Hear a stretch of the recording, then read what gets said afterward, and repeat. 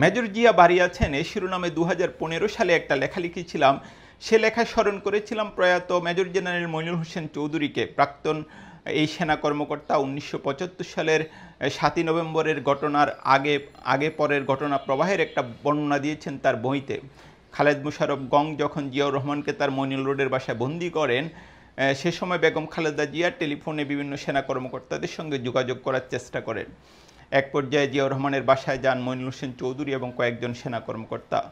জিয়াউর রহমান সুনির্দিষ্টভাবে তাদের দুটো কথা বলেছিলেন।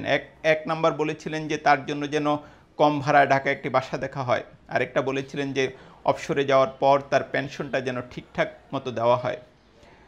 সেনাপ্রধানের এই যে অবস্থা, এই বর্ণনা খুব দ্রুতই সৈনিকদের মধ্যে ছড়িয়ে পড়ে এবং জিয়াউর রহমানের পক্ষে যে পাল্টা অভ্যুত্থান হয় ৭ই নভেম্বর, এর পেছনে এর নেপথ্যে এই ঘটনাটা একটা বড় ভূমিকা ছিল। তা আমরা যেটা দেখি যে সিপাহী জনতার যে বিপ্লব, সেখানে জিয়াউর রহমানকে মুক্ত করে ক্যান্টনমেন্টে নিয়ে যাওয়া হয়।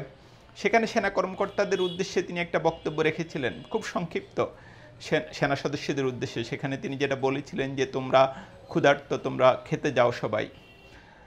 বিশৃঙ্খল সৈনিকদের মধ্যে শৃঙ্খলা ফেরাতে জিয়াউর রহমানের এই বক্তব্য খুব টনিকের মতো কাজ করেছিল। আমরা যদি দেখি ইতিহাসের নানা গুরুত্বপূর্ণ মুহূর্তে জিয়াউর রহমান খুব দ্রুত সিদ্ধান্ত নিয়েছিলেন এবং তার যে বক্তব্য, তার যে কথা, সেটা ইতিহাসে এর মোড় ঘুরিয়ে দিয়েছিল।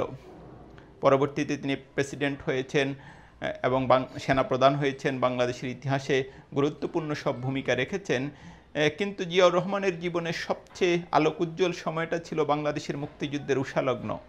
আমি মেজর জিয়া বলছি, কালুরঘাট বেতার কেন্দ্র থেকে বলা এই যে কণ্ঠস্বর, আমি মেজর জিয়া বলছি, এটাই জিয়াউর রহমানের সারা জীবনের সবচেয়ে বড় পরিচয় হয়ে আজও রয়ে গেছে।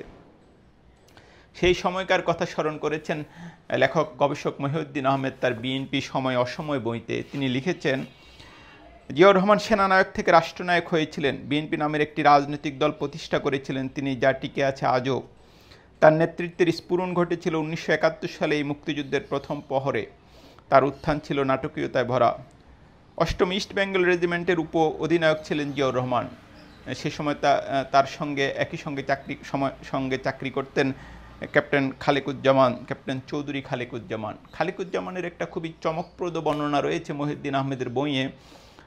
খালেকুজ্জামান বলছিলেন জিয়াউর রহমানকে তিনি ২৫ মার্চ রাতে কীভাবে খবর জানাচ্ছিলেন যে পাকিস্তান সেনাবাহিনী যে নানা জায়গায় আক্রমণ করছে। খালেকুজ্জামানের বর্ণনা অনুযায়ী জিয়াউর রহমান বলছিলেন, yes Khaleq, what happened? I said firing has started, if your camp has been attacked, blah blah blah. উনি তখন চিন্তা করলেন, খালেকুজ্জামান। উনি শাউট করলে আমি আস্তে কথা বলি, সেম টোনে বলি না, বললাম sir. Zia, what shall we do? আমি, you know better. Ziaur Rahman বললেন, in that case we revolt and show our allegiance to the government of Bangladesh. Khalequzzaman বলছেন, বাংলাদেশের তখনও কোনো খবর নাই, leader has to take leadership. ফিরে এসে হুমায়ুন আর আজম গাড়িতে বসা ছিল, তাদের কোয়ার্টার গার্ডে নেওয়া হলো। দেওয়ার স্টার্ন। জিয়া বললেন, Khaliq, let me go and get this bastard Janjua. ২৫শে মার্চের মধ্যরাতে জিয়ার নেতৃত্বে ৮ম বেঙ্গলের বাঙালি সদস্যরা বিদ্রোহ করলেন পাকিস্তান। এর আগে জিয়া সবার কাছে আনুগত্য চেয়েছিলেন। মেজর শওকতকে জিয়া ঘুম থেকে ডেকে তুলেছিলেন।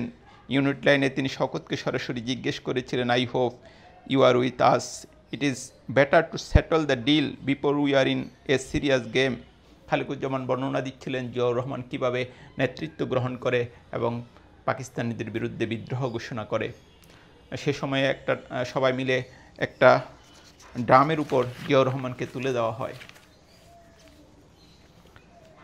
একটা চরম মুহূর্তে জিয়াউর রহমান সিদ্ধান্তটি নিতে পেরেছিলেন। তার সঙ্গে সঙ্গে major Mir Shawkat Ali, captain Khalequzzaman, captain Oli Ahmad, captain Sadek Hossain, lieutenant Shamsher Mubin Chowdhury, lieutenant Mahfuzur Rahman এবং ৮ম বেঙ্গলের অন্যান্য বাঙালি সদস্যরা ইতিহাসের অংশ হয়ে গেলেন। অথচ আমরা দেখেছি সেই জিয়াউর রহমানকে কীভাবে ছোট করার চেষ্টা করা হয়েছে, বিশেষ করে গত ১৫-১৬ বছরে, এবং জিয়ার নামকে ইতিহাস থেকে মুছে ফেলার চেষ্টা করা হয়েছে। আজ জিয়াউর রহমানের যে শাহাদাত বার্ষিকী, সেদিনও ইতিহাসের এই ঘটনা প্রবাহ আমাদের স্মরণে রাখতে হবে। এমনকি দেখেন, শাহরিয়ার কবিরের মতো মানুষও জিয়াউর রহমানের প্রশংসা করে লিখেছেন, যে আমরা বীরের সম্মান দিতে জানি না। কলকাতার ফোর্ট উইলিয়ামে বাংলাদেশের একজন মাত্র মুক্তিযোদ্ধার ছবি আছে, বুকের উপর দুহাত আড়াআড়ি করে দাঁড়ানো, তিনি জিয়াউর রহমান। এরপর আমরা যেটা নানা নাটকীয় ঘটনা প্রবাহ দেখি, এক পর্যায়ে জিয়াউর রহমান সেনা প্রধান হন এবং রাষ্ট্রের দায়িত্ব নেন, রাষ্ট্রের প্রেসিডেন্ট হয়ে যান। এ দায়িত্ব নেওয়াটা বৈধ ছিল কি না এটা নিয়ে বিতর্ক আছে এবং বিতর্কটা খুবই স্বাভাবিক, কিন্তু ইতিহাসের মনে রাখতে হবে একটা বিশেষ ঘটনা প্রবাহে জিয়াউর রহমানকে দায়িত্ব নিতে হয়েছে।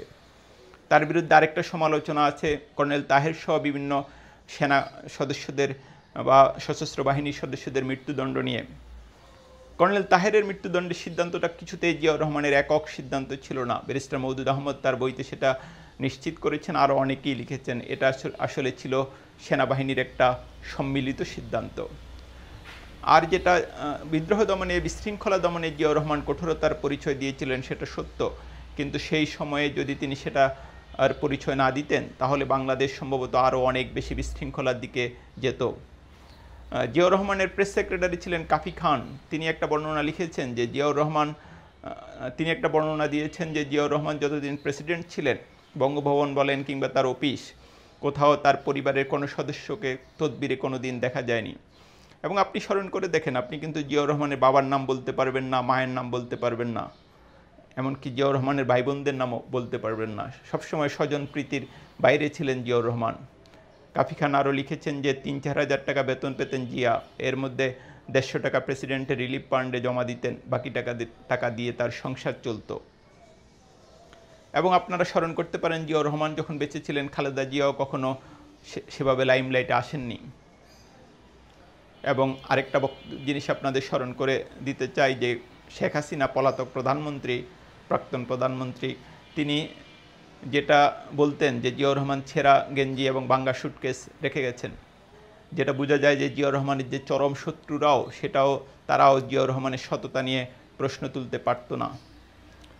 যেটা আমি আমার ওই আগের লেখায় লিখেছিলাম যে জিয়াউর রহমানের যে ব্যক্তি জীবনের এই যে সততা, সেটা অনুসরণের মধ্যে বিএনপির সবচেয়ে মঙ্গল নিহিত।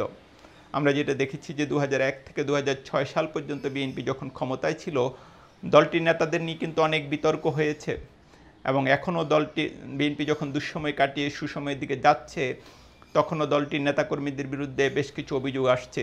এইসব অভিযোগ থেকে নিষ্কৃতির একটাই উপায় জিয়াউর রহমানের অনুসরণ।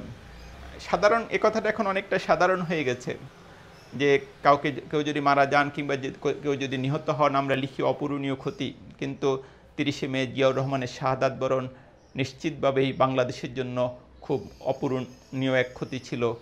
কারণ আধিপত্যবাদের বিরুদ্ধে স্বাধীন বাংলাদেশের, সার্বভৌম বাংলাদেশের এবং আত্মমর্যাদার বাংলাদেশের তখনকার একমাত্র কণ্ঠস্বর ছিলেন জিয়া।